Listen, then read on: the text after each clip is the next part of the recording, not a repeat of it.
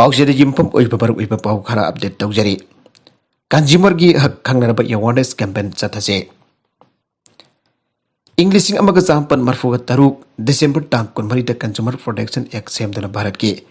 Mafum Kia the Ekasibustanaba Aukibaka in the Manipotasu. So listing Amagasampan Marfuga Taritki February Tank Mari the Consumer Protection Act Ase Sanatuna Lakle. Yagasi Makada Ukrul Senapati Amazon Impal District you and a Ponsilaka District Forum Semduna. Impalgi Sangai Frog the Office Ori, Tawalamuzung Santan District you and a Tawalda. Office Hangli Amazon Bestopur so Sanpur Amazon Tamil District you and a Bestopur Office Lady. Lloyd State Commission Sem to the Yakasi Sanari, Manibuda Asum the District Sinki Forum Sem to the Consumer Sinki Pangpam Dokba, Hagadu Pangna the Pagetamok Zarabasu, Forum Sing Asidam Yamge, Wakati Masing Jam the Lakpo Waje Ire. Civil Gota Wakat Pada Champasak Sing Taki, Jamna Jamna Amdi Lina, Forum Sing as the Wakat Payaraba Amdi Atin Batam the So, Wakat Pagi Mai Pang Yazarabasu Karigama Consumer Forum Sing Asidam Sing Jamna, Wakana Dribano Abasi Akang Sing Marwan State Commission of the Consumer Forum Kitau Puriba, Mioi Putaman Nainapam Tokpa Amawere. Consumer Forum the Consumer Sing the Magda Kanapa Camprum Pibangambaki Sakti Lajarabaso. Consumer from Bisakti, Imtinium Singadu, Mayaksana consumers in the Kangan Dabadagiso, Asok Am Oifam Toge. Masiki Kudam Ibabo Tobal, Amsung Business Put the lady by consumer from the district Asiki consumers Navakat Padagi. In Falkisang, I proved the labor district forum Asida, he and a work like Pagisang Wangi Ire. Masiko Yabumaram district Asidami, Kungna Tapagaloina, the Lesu Hibamasing Jam Labana. Consumer Gihak, Loina district forum Giniam, Amasung Sakti. Kangbalani IBI. Housing Impal District Forum as the Wakalagliba, Asisu Tawal, Amasung Besnopo District Forum Dagi. Heli Hibaki Wani Adubu, missing the Sanctum Rupati, Heli Hibi Yatribane. Kolkorkana Itaba Luning but the Sangba Polam Sing. Konanaba Putok Jadabana Mapal Lamsing the Kipusela Poposingi Makafona, Hingliba Samharabada. Later Hingba Amdi Sentang, Lobagi Darkar Yam Labor, Levak Asing, Yamdi Kanjumuri Hakasi, Kangbaki Yam Tarai Fadabalay. Atau Consumer Protection Act Chanakiba Sahi, Kun Helakaba Popa Consumer Kihakasi, Ninktina Kangbangam Daduna. Carborwala Amri Funding Agency Singing Matak the Paint of a Ledger Basu, Wakat Pangam Zitan Magana Tauri Makayaduna Lady. Masiki Kudong Tiba Sing Makatana Toktanaba Consumer Gi, Pangpam Tokpa Consumer Protection Act the Yauriba, Consumer Gihak Sing Mayak and a Kanganaba Soba, Kongtangam Sanchin Bakitangai for the Badu Lepakasi the lady. Masiki the Mokmari in the Muising the Taurankia Lokat Piba Chungane. Nagalamarop dana no pising bo awang batakta ikay kumnagadabani pausel dextage. Matamabadi lamdamasida nuba kaya security makuta masing kangdana sigi badagi nupi kaya ki maray bagkari oigani hanam yamna haidarambadu ngaside. Madugi unatay na barop na lakle. Ponsigi awanagay pangjadrapi sahi yamjadrapi nupi masa kaya miyoy bagi. Wakal kan bangamjada basagi pusel chen bamiyoy kana ijat mangan bibagi tabak kaya sa taragle. Asigong basangagi pusel chen basing manugdalam damasigi. Yellow missing na tabang mapalam dagi lakpan nan Manipuri kaya susianari. Amarom da lamda mas da mopal fol thorak padagi napi da thokpa crime singi masing su ani ngalay tan hengalagle. Mobile phone gi kuthang dagi masa khangna daba mioi kya khangna rutuna charai daba kya chalakpa si pakhang leisabi dagi hendok tu mai makai palaba nabi nupa kaya su asigamba crime asida yaure. Haujiki matam da nawriba jumban bagi sahi sudriba nupa nupi kya na Nauna Jumbal Lambida Konda Robadi Awasa Ting Nangdunu Ponsi Pikam Nakiba Gay Aukre. Manipuri Hausu Wari Pibum Asida Yam the section at Waribadi. Laishabi Masakia Lapuk Lamang the Hatok on the Tamlambazini. Jumna Hatok Laga Tamlambadu Natabada Napi Ubis at Mangalava Matunta Hatok per Asini. Asigumbatado Asi Manipuda Panajam the Tokre. Asigumbatado Sing Asida Gingak Toki Harabadi, Mama Mapa, Webesin Masani Won Singbo, section Sienadun Ayukin Bidangi Kari Tauri.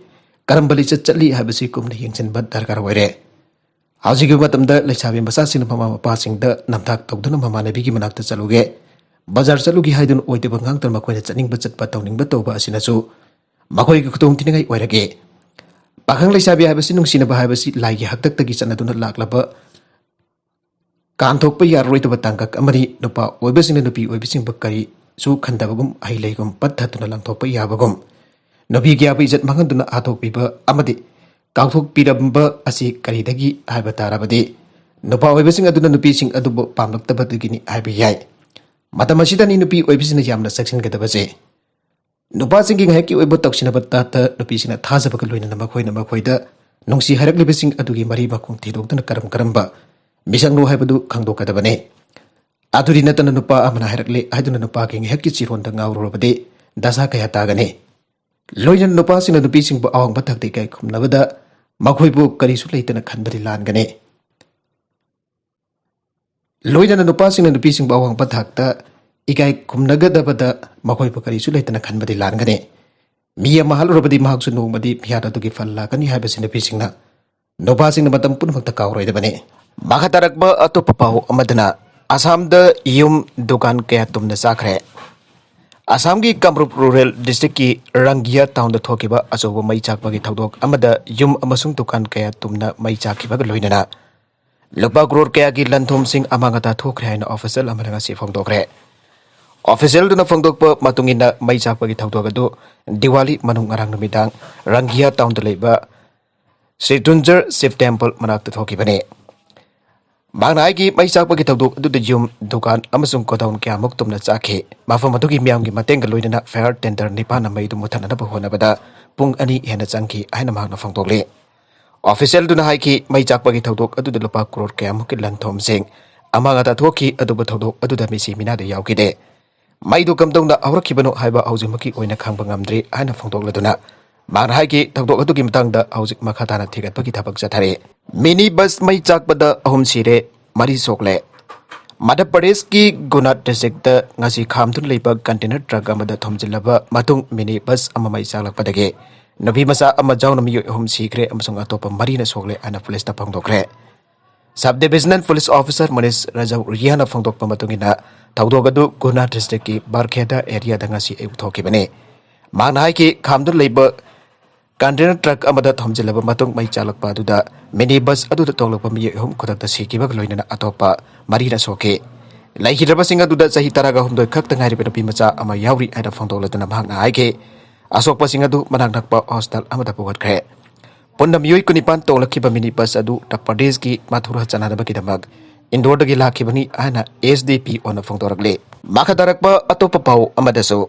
Haryana gi accident Mioi manga sire Haryana gi Kurukshetra district car amalambi nakal dahauba u pambi amada thomjin badagi Mioi manga sikre ana police na ngasi phongdokre Police officer amana phongdokpa matungina thawdogadu ngarang numidang Kurukshetra district ki Sahabat manakta thokibane Official duna haiki lambi nakal dahauba u pambi amada thomjinba aduda car aduda tonglakpa Mioi manga maksege Laikidaba Mioi sing adu panak nakpada leiba mafam sing dagini ana phongdokladuna mahakna haike thawdogadu gi matangda police na case ama lokale Bihar da hu chenba ju thaklobadagi nipan sikre Bihar gi West Champaran district da hu chenba ju thaklobadagi Mioi nipan sikhe baga loinana adoba kaya amana Laikannakhre misi mina nangleba Mioi sing adu West Champaran district ki Telhua khundagini amadi makoi haukiba jum sagai chanameta Samartoli area da ju thaklobani ana khunja sina phongdokle Masang maming takdokpa pamdaba khunja aman haiki ju thaklokibagi patung Mioi sing adu masa nungairaktabadagi manak nakpada leiba hostel amada pukatke adoba Mioi nipan ngarang Laikanna pangamdana sikibaga loinana hujikso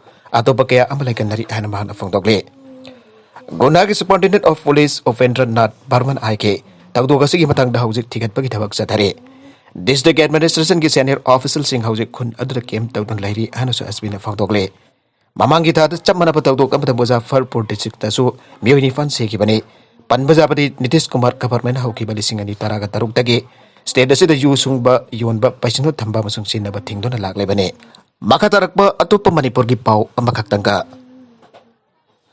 ngasi Manipur da COVID-19 na Mioi ni fuga taruk positive oiba thengnakhre loinana laichat asina ngasi goina Mioi ama laikidre amasung housing phawbaki apunba confirm case na lak ama kalising kun gamare somna difuga taret ne aduga seki ba apun masing na lising amaga sapan kontraga mathoi yaukre arubia da content singa sigi marui ba pau khara asiba pau tamjariba Manipur local news YouTube channel amadi Facebook page asidagi yangbiri ba punama pathaga jari channel sane tom thak kanarabadi subscribe tawbi driperson subscribe tawbi rumaloina like and share tawsu kawi gunupna ba po amaga handa thaga jari